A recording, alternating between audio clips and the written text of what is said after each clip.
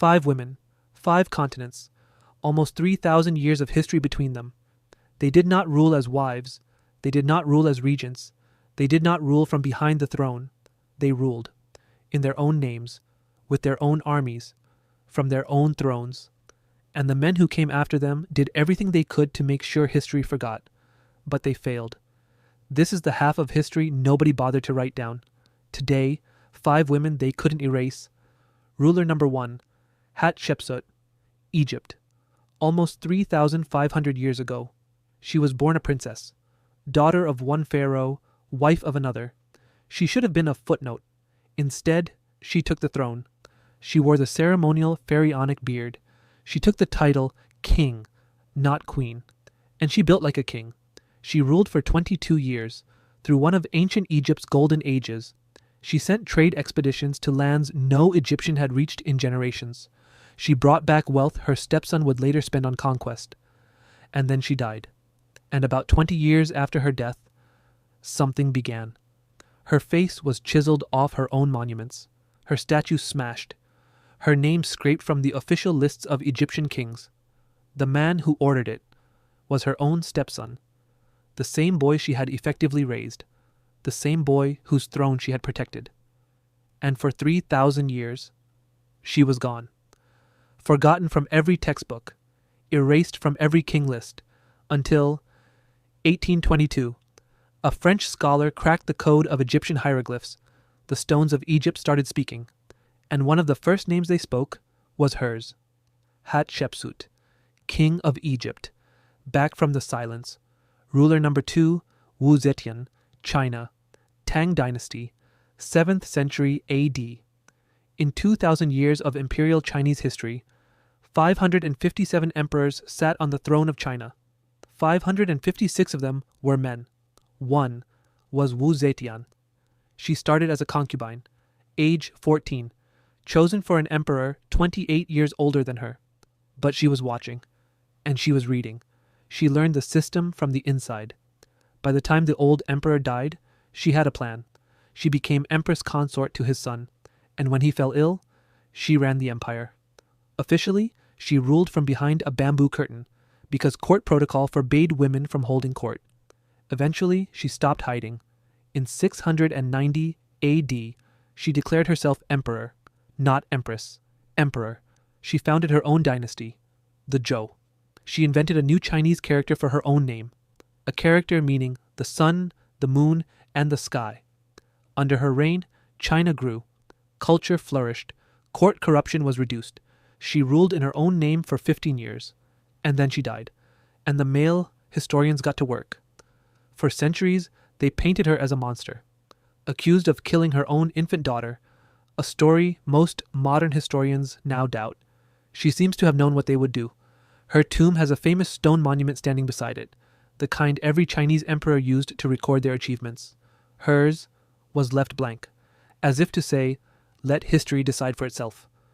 Ruler number 3, Razia Sultana, Delhi, 13th century. Her father was the Sultan.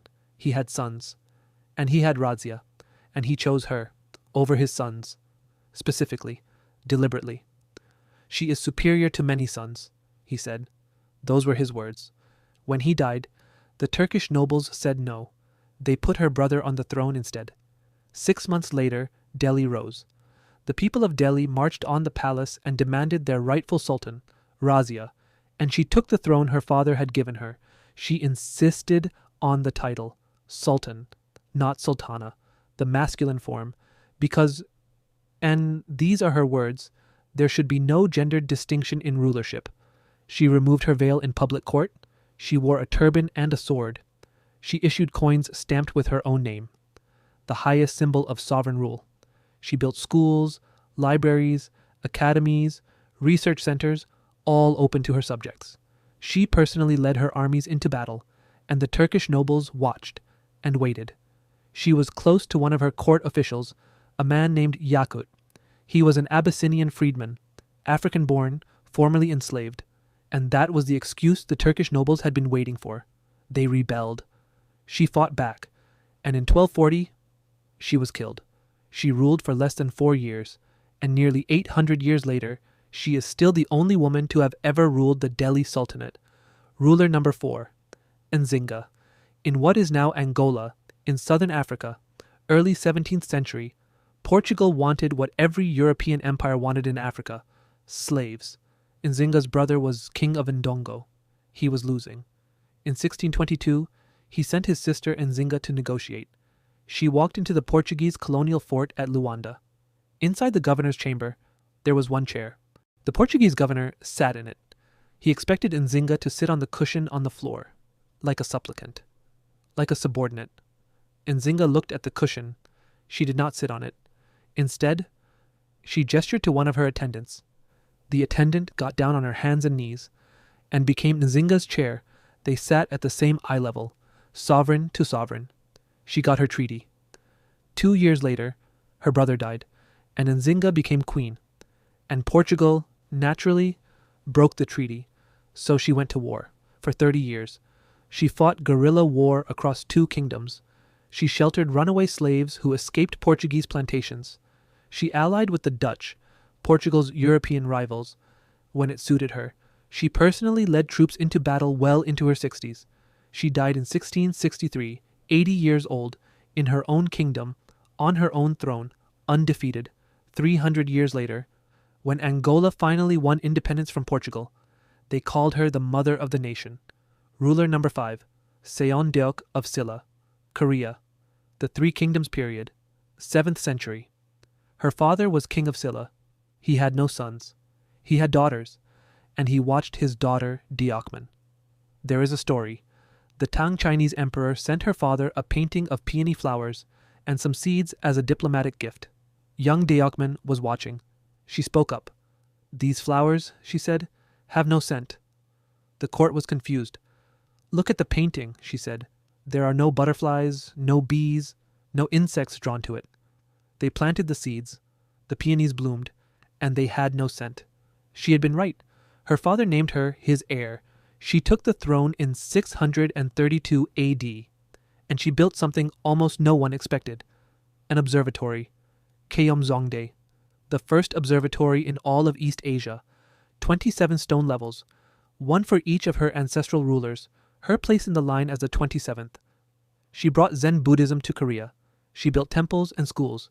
She sent royal inspectors to care for the poor. She forged the alliance with Tang China that would eventually unify the Korean peninsula, and almost 1400 years later, her observatory is still standing. South Korean national treasure number 31. 5 women, 5 continents, almost 3,000 years apart.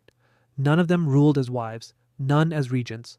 All 5 ruled, and each one of them was either erased, slandered, killed, or simply forgotten by the men who came after, but not forever.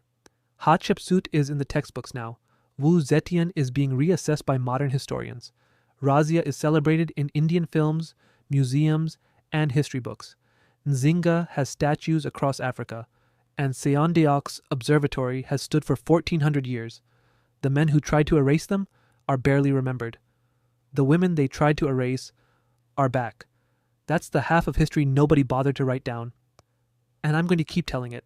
Next video, how young some ancient brides really were. Subscribe so you don't miss it. I'm telling the stories nobody wrote down. See you in the next one.